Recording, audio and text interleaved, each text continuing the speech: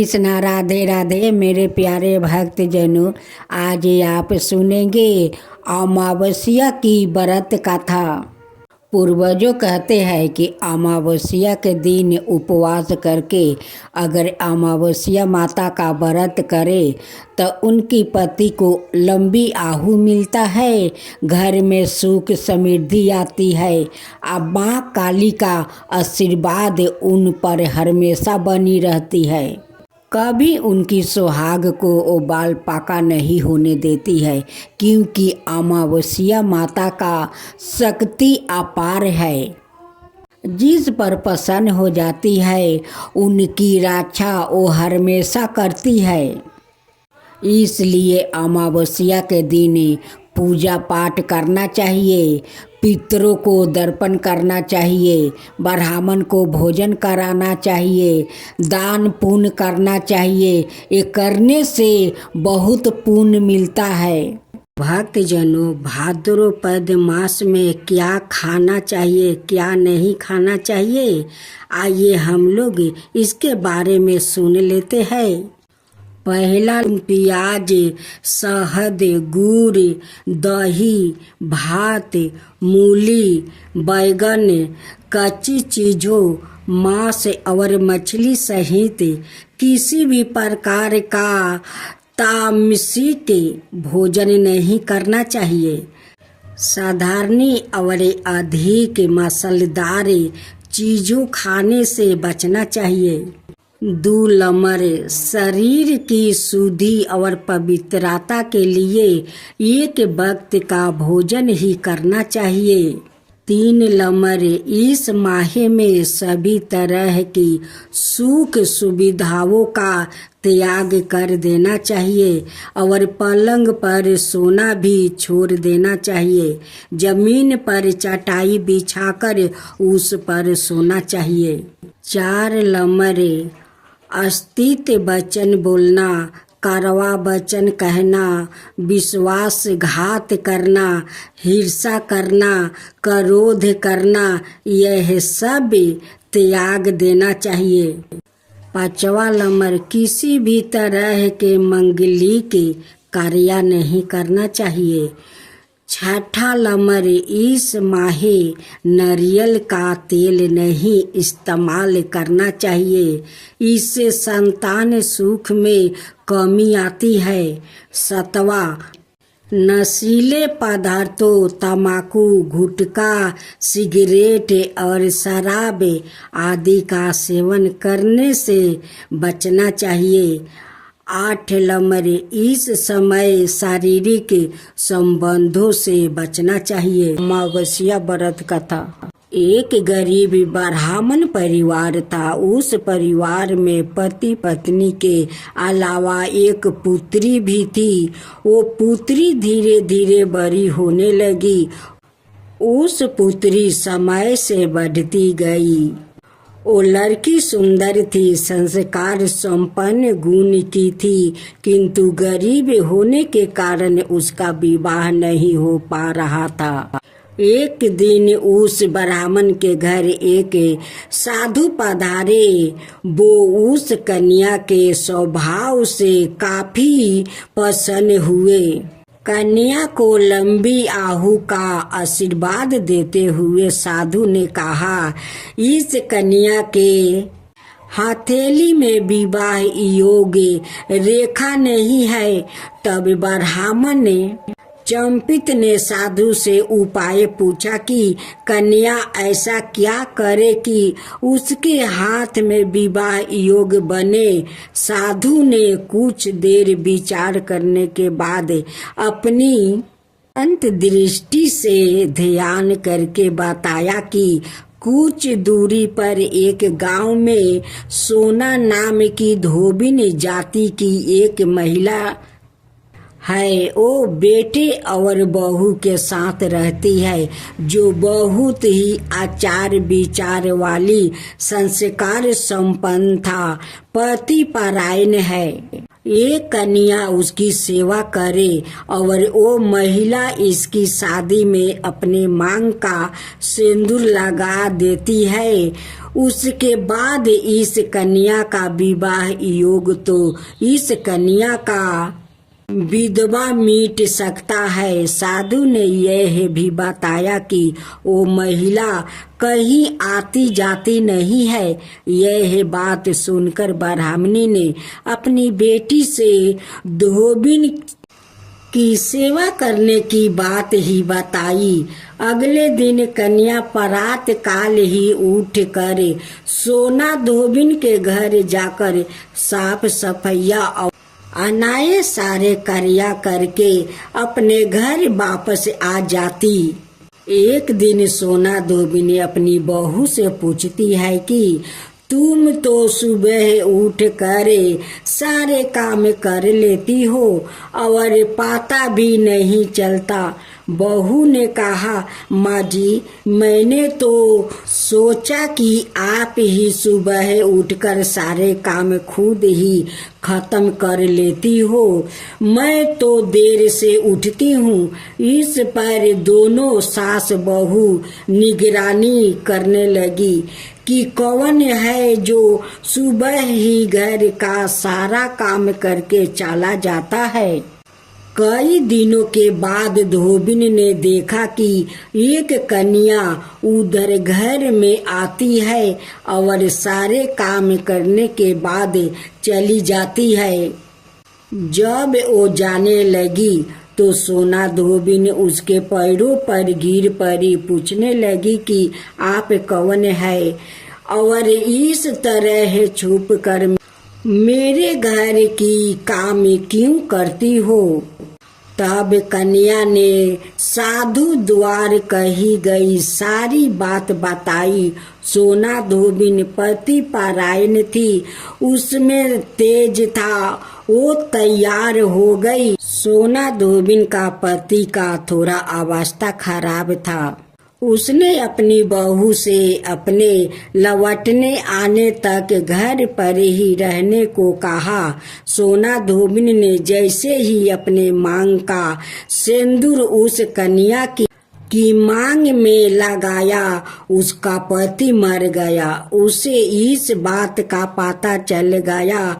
वो घर से निर्जल ही चली थी, यह सोच कर कि रास्ते में कहीं पीपल का पेड़ मिलेगा तो उसे भौंरी देकर और उसकी परिक्रमा करके ही जल ग्रहण करेगी। उस दिन सोमवती अमावस्या थी। ब्राह्मण के घर मिले पुए पकवान की जगह उसे ईंट के टुकड़ों से 108 बार भौंरी देकर 108 बार पीपल के पेड़ की परिक्रमा की और उसके बाद जल ग्रहण किया। ऐसे करते ही उसके पति के मुर्दा शरीर में वापस जाने आ गई। धोबिन सोना का पति वापस जीवित हो उठा। अमावस्या माता की जय हो, अमावस्या माता की जय हो। एक ब्राह्मण और एक ब्राह्मणी थी। वो दोनों भगवान के भक्त थे। घर में सब कुछ था, पर उनका कोई संतान नहीं होने से वो अति दुखी रहते थे। एक दिन अपनी स्त्री से वन में तपस्या करने जाने के लिए कहा और भगवान पर भरोसा करके वन में चला गया। जंगल में जाकर तप करने लगा। बहुत बरस बीत गए। उसको वैरागी हुआ कि अब अपना जीवन समाप्त कर दूंगा। इस प्रकार सोचकर वो पेड़ की डालिया पर फांसी का फंदा लगाकर मरने को तैयार हो गया। तब जाके सुख अमावस्या प्रकट होकर बोली, देख ब्राह्मण, तुम्हारे 7 जन्म तो कोई संतान नहीं लिखी है, किंतु मैं तुम्हें 2 कन्या का वरदान देती हूँ। एक का नाम है अमावस्या, दूसरी का नाम है पूनम। राख देना। तेरी स्त्री को कहना कि सुख अमावस्या का व्रत यह उपवास करे। अमावस्या के दिन एक कटोरी चावल भर कर उस पर दक्षिणा रख कर किसी मंदिर में रख देना। ऐसा 1 साल तक करना। 1 कटोरी चावल सहित दान करते रहना। ब्राह्मण घर आया, अपनी स्त्री को बताया और अमावस्या के दिन ब्राह्मणी ने व्रत रखा। कुछ दिन बाद उसके 2 कन्या हुई। तब उसने एक का नाम अमावस्या और दूसरी का नाम पूर्णिमा रखा। धीरे धीरे बड़ी होने पर उनका विवाह किया। बड़ी बहन अमावस्या धार्मिक थी, जबकि छोटी बहन पूर्णिमा भगवान का बिल्कुल ही नहीं मानती थी। बड़ी के घर में तो सुख समृद्धि का भंडार भरे पूरे थे, पर छोटी बहन पूर्णिमा के दुख का पार नहीं था। जब बड़ी बहन अमावस्या को छोटी के बारे में सब मालूम हुआ कि उसकी बहन दुखी है, तब अमावस्या गाड़ी भर कर सामान लेकर गई और छोटी बहन को कहा, बहन पूनम सुख अमावस्या का व्रत तू भी करे, जिसे तुम्हारा घर में सुख समृद्धि का भंडार भरेगा। 1 साल तक चावल का कटोरा भर कर दक्षिणा दान करना। पूनम में ऐसा हो गया कि कुछ दिनों बाद उसके भी घर में धन धनाए और संतान को समृद्धि होने लगी। इस प्रकार जो भी सुख अमावस्या का व्रत आदि विधि पूर्वक करेगा, उसके घर में सुख समृद्धि का भंडार माँ सुख अमावस्या पूर्ण करेगी। तो जन आज सुने चैत्रा पूर्णिमा व्रत का था। चैत्रा माह की पूर्णिमा को शास्त्रों में समृद्धि महत्व पूर्ण माना गया है, इसलिए क्योंकि यह हिंदू वर्ष की पहली पूर्णिमा तिथि कहलाती है। चैत्रा पूर्णिमा का दिन मन लक्ष्मी की पूजा का विधान है। ऐसा माना जाता है कि पूर्णिमा तिथि पर माँ लक्ष्मी धरती पर बर्मन करती है और भक्तों पर अपनी कृपा बरसाती है। ऐसे में इस दिन माँ लक्ष्मी की पूजा के साथ साथ कुछ कार्यों पर विशेष ध्यान देना चाहिए। असल में शास्त्रों में बताया गया है कि चैत्रा माह की पूर्णिमा के दिन कौन से काम करना चाहिए और कौन से कामों को करने से बचना चाहिए। अब हम सुनते हैं चैत्रा पूर्णिमा व्रत कथा। पौराणिक कथा के अनुसार नर्मदा नदी के तट पर सुव्रत नाम का एक विद्वान ब्राह्मण रहता था। वो बहुत लालची थे। उसका उद्देश्य था कि किसी भी तरह से पैसा कमाना था और ऐसा करने से वो समय से पहले बूढ़ा देखने लगा और उसे तरह तरह की बीमारियां होने लगी। इस दौरान उन्हें एहसास हुआ कि उन्होंने अपनी पूरी जिंदगी पैसे कमाने में लगा दिया और सोचने लगा कि अब जिंदगी कैसे बचेगी। इस दौरान उन्होंने चैत्रा पूर्णिमा पर स्नान का महत्व बताने वाला एक श्रीलोक याद आ गया और उन्होंने नर्मदा नदी में डुबकी लगाई। लगभग 9 दिनों तक स्नान करने के बाद विद्वान ब्राह्मण का स्वास्थ्य बिगड़ गया और मृत्यु का समय आ गया। ब्राह्मण सोच रहा था कि उसने अपने जीवन में कोई भी अच्छा कर्म नहीं करने के लिए नरक में कष्ट उठाना पड़ेगा, लेकिन सच तो यह था कि चैत्र पूर्णिमा में स्नान करने से उन्होंने मोक्ष की प्राप्ति हुई थी। माँ लक्ष्मी को खीर बेहद पसंद है। चैत्र पूर्णिमा का दिन उन्हों खीर या सफेद मिठाई का भोग लगाने से उनकी कृपा प्राप्ति होती है, साथ ही जीवन की सभी परेशानियां भी दूर हो जाती है। शास्त्रों के अनुसार पूर्णिमा के दिन सुबह पीपल के पेड़ पर जल चढ़ाने और शाम को दीप जलाने से माँ लक्ष्मी की कृपा प्राप्ति होती है। भक्तजनों, आज आप सुने अमावस्या व्रत कथा। एक बूढ़ी का दुख भरी कहानी है। जो भक्त इस अमावस्या व्रत सुनेंगे उस पर अमावस्या माता जरूर प्रसन्न होगी। इस अमावस्या व्रत को जरूर सुनिए। एक ब्राह्मणी थी, उनकी एक ही बेटा और बहू थी।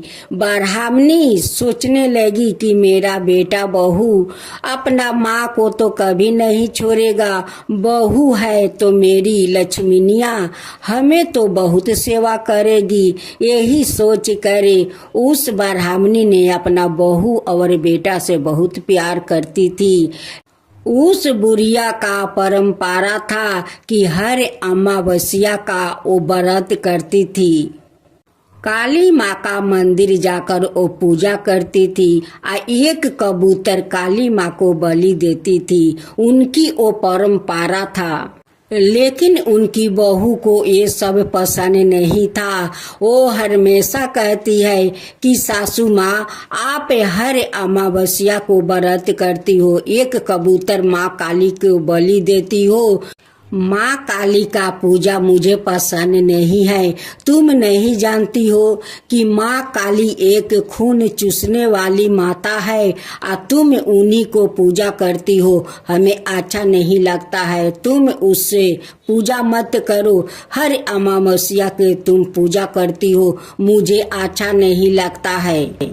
जब उनकी सासू माँ अपनी बहू को बात नहीं मानी तो बहू को बहुत गुस्सा आ गई। एक दिन वो लकड़ी से खाना बना रही थी या उनकी सासू माँ बैठ रही थी।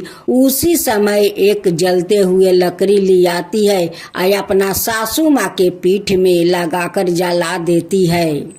जब ब्राह्मणी का बेटा आकर अपना माँ को पीठ पर जले हुए देखते हैं, कहते हैं कि माँ तुम्हारा पीठ कैसे जल गया। बहू कहती है कि उन्हान के बाहर थोड़ा आग था, उसी आग पर गिर गई थी, उसलिए उनकी पीठ जल गया। ब्राह्मणी का बेटा पत्नी को झूठे बातों को मान लिया और बोला कि माँ तुम यहाँ उन्हान के पास मत आना, देखो गिर कर तुम अपना क्या हालत बना ली हो। तब बूढ़ी माँ समझ गई कि मेरे बेटा बहू मुझसे प्यार नहीं करता है। ब्राह्मणी बिना बेटा के जनाए घर से निकल जाती है। माँ काली देखती है कि इस ब्राह्मणी को बहुत तकलीफ है, वो मेरी पूजा करती है, उसलिए इनकी बेटा बहू इनसे प्यार नहीं करते हैं। उसी दुखी के कारण इस बूढ़ी माँ घर छोड़कर निकल गई है। माँ काली साक्षात बूढ़ी माँ के सामने जाकर प्रकट हो जाती है। कहती है कि माता मेरे कारण आपको घर छोड़ना पड़ा है, ठीक है कोई बात नहीं है, आप चलो मैं आपको रहने के लिए जगह देती हूँ। उस झोपड़ी में ले जाती है और माँ काली उन्हें खाने पीने के लिए सब कुछ देती है। उस ब्राह्मणी झोपड़ी में रहकर भी अमावस्या का व्रत नहीं छोड़ी और नहीं काली माँ का पूजा छोड़ी।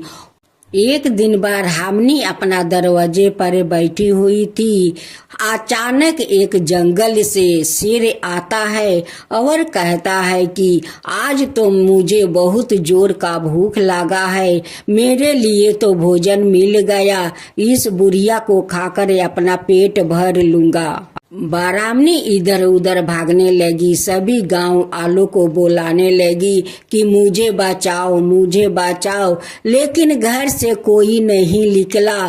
तब बुढ़िया माँ काली को याद किया और माँ काली दौड़ी आई और बुढ़िया को बचा लिया। माँ काली को देखते ही बाघ जंगल में लौट गया। जब ब्राह्मणी अपनी आंख खोली तो सामने साक्षात माँ काली को पाई। माँ काली को पैर पकड़कर रोने लगी कि माँ आज तो मुझे बाघ खा लेता, अपना भोजन मुझे बना लेता। माँ काली कहती है कि माँ आप मत डरो, काली के रहते हुए कोई जानवर आपका कुछ नहीं बिगाड़ सकता है।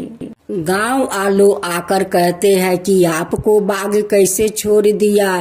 तब ब्राह्मणी कहती है कि जो माँ का मैं पूजा करती हूँ, भला मुझे कोई नुकसान पहुँचा सकता है? मुझे कोई नहीं नुकसान पहुँचा सकता है, मुझे तो माँ काली साक्षात आकर मुझे बचा ली है। एक दिन ब्राह्मणी अमावस्या के दिन व्रत कर रही थी। उस दिन उपवास की थी। उसी समय एक उसी गांव का औरत आई। वो औरत बहुत गरीब थी। वहां पर बैठकर उनकी पूजा पाठ देखने लगी। जब उनकी पूजा समाप्त हो गई तब उस औरत उस ब्राह्मणी से पूछती है कि हे ब्राह्मणी माता, मुझे भी इस अमावस्या का व्रत का विधि विधान बताइए, मैं भी अमावस्या का व्रत करना चाहती हूँ। उनकी बात सुनकर ब्राह्मणी कहती है कि हाँ बेटी, तुम खुशी खुशी व्रत करो। देखो अमावस्या माता तुम्हारी जरूर दुख हर लेगी। देखो आज ये जो हमारा घर द्वार बाग बगीचा देख रही हो, ये सब अमावस्या माता की कृपा है। उन्हीं का कृपा से ये सब कुछ हुआ है। मेरा बेटा पतोह तो मुझे आज तक खोजने नहीं आया कि मेरी माँ मर गई या जिंदा है, आज तक खोजने नहीं आया। मैं तो यही सोचती रही कि मेरे बेटा बहू मुझसे बहुत सारा प्यार करेंगे, मुझे बहुत सेवा जतन करेंगे, लेकिन नहीं, मेरी बहू तो एक दिन लकड़ी जलते हुए उठाकर मेरी पीठ पर मार देती है। मेरा पीठ जल गया। उस दिन समझ गया कि मेरा बेटा बहू मुझसे प्यार नहीं करते हैं, इसलिए मैं घर छोड़कर चली आई। उसी दिन रास्ते में माँ काली मुझे दर्शन दिया। आज उन्हीं का कृपा से ये सब कुछ हुआ है। ब्राह्मणी उस औरत को सारे विधि विधान नियम बताती है। उस औरत अपना घर जाकर अमावस्या का दिन श्रद्धा पूर्वक वो भी व्रत पूजा करने लगी। उस औरत को श्रद्धा भक्ति देखकर अमावस्या माता उन पर प्रसन्न हो गई। उन्हें भी धन धन कर दिया, उन्हें भी दुख दूर कर दिया। अब तो उस औरत अमावस्या व्रत करने के परंपरा बना लिया। तब से उस गांव वालों अमावस्या माता को व्रत करने लगा। अमावस्या माता की जय हो, अमावस्या माता की जय हो। भक्तों आज सुने चैत्रा पूर्णिमा व्रत का था।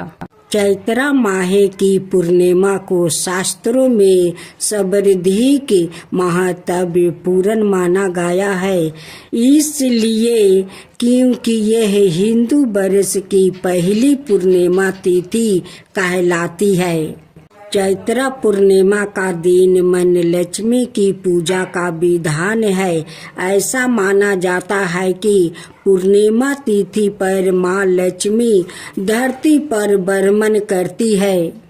और भक्तों पर अपनी कृपा बरसाती है। ऐसे में इस दिन माँ लक्ष्मी की पूजा के साथ साथ कुछ कार्यों पर विशेष ध्यान देना चाहिए।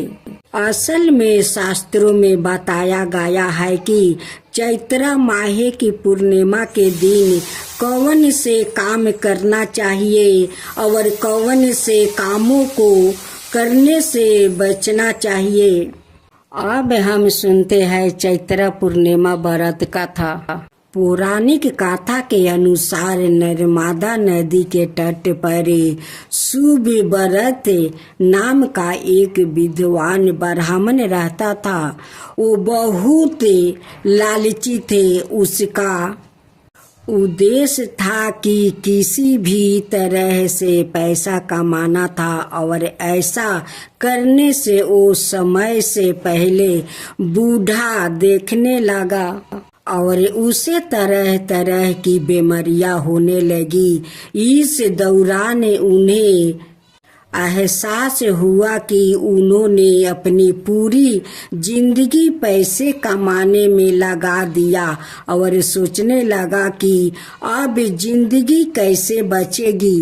इस दौरान उन्होंने चैत्र पूर्णिमा पर स्नान का महत्व बताने वाला एक श्लोक याद आ गया और उन्होंने नर्मदा नदी में डुबकी लगाई।